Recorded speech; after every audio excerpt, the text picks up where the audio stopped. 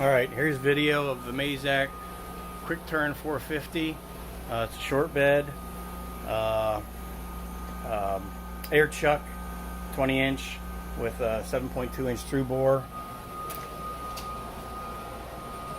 Here's the back. There's a soccer ball in there, a piece of foam to keep the coolant from coming out. The secondary scroll chuck I've got upstairs. It's all been redressed. I just took that off to redress it.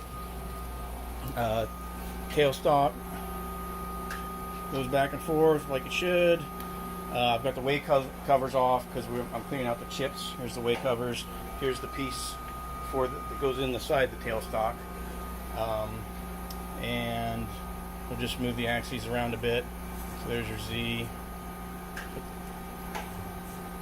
Go to your X, up, down.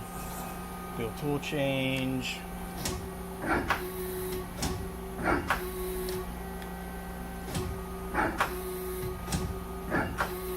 We'll run the spindle. And this has like threading capabilities and all that with a thread start finder, which we've actually used when you need to rethread something.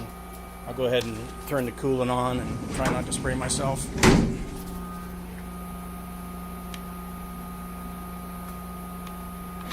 Oh, I just sprayed myself. Put it in the wrong spot.